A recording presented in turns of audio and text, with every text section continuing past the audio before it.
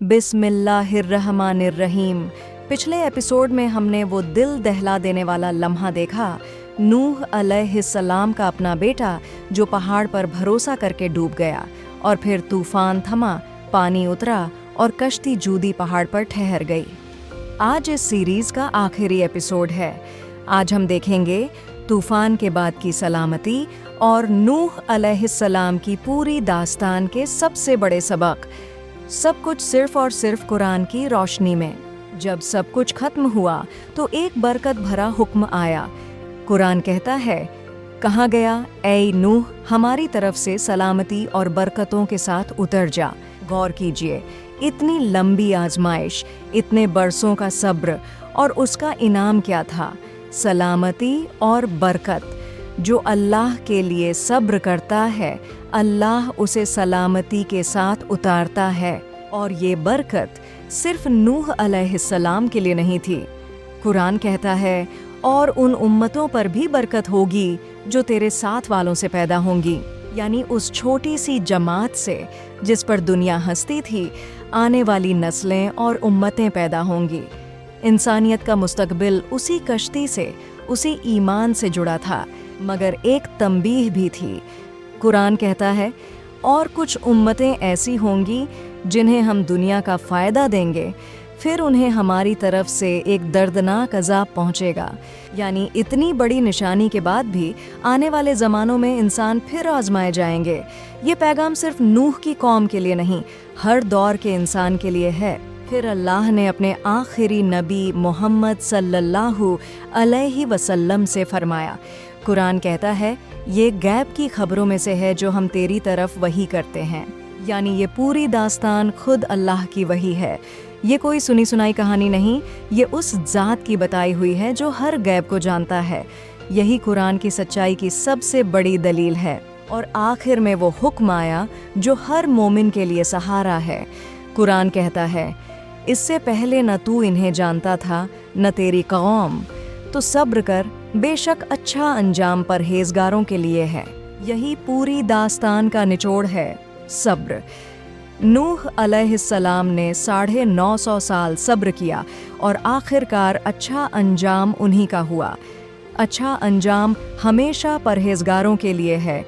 अब कुरान इसी दास्तान से जुड़ी एक और मिसाल देता है जो कभी न भूलने वाली है। सूरह अत-तहरीम में कुरान कहता है, अल्लाह ने काफिरों के लिए नूह की बीवी और लूत की बीवी की मिसाल बयान की। कुरान कहता है, ये दोनों हमारे दो नेक बंदों के निकाह में थीं, फिर इन दोनों ने उनसे खयानत की। यहाँ खयानत का मतलब बेवफाई नहीं, बल्कि दीन और ईमान के मामले में साथ न देना, ईमान न लाना। ज़रा सोचिए, एक अल्लाह के नबी के घर में हिदायत के सबसे करीब रहकर भी वो ईमान न लाईं। जिस घर में सुबह शाम अल्लाह का पैगाम था, वहीं रहकर उन्होंने इनकार चुना, और नतीजा कुरान कहता है, तो वो दोनों नबी उन्हें अल्लाह से बचाने में कुछ काम न आए, और कह दिया गया, दोनों आग में दाखिल हो जाओ, दाखिल होने वालों के साथ। एक नबी शौहर होकर भी अपनी काफिर बीवी को न बचा सका। ठीक वैसे ही जैसे नूह अलैहिस्सलाम बाप होकर भी अपने काफिर बेटे को न बचा सके। अब इन दोनों मिसालों को साथ रखिए, नूह का बेटा और नूह की बीवी।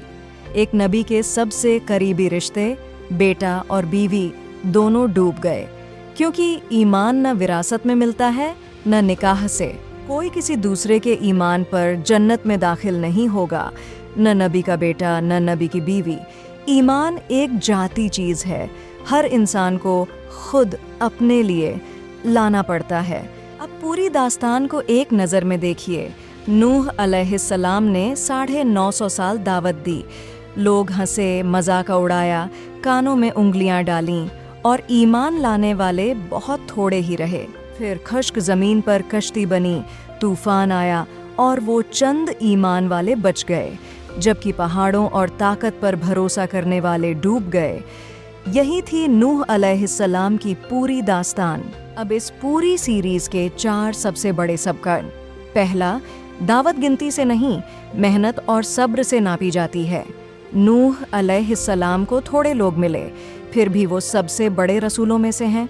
दूसरा, नजात सिर्फ ईमान और अमल से मिलती है, न खानदान से, न निकाह से, न किसी की सोहबत से।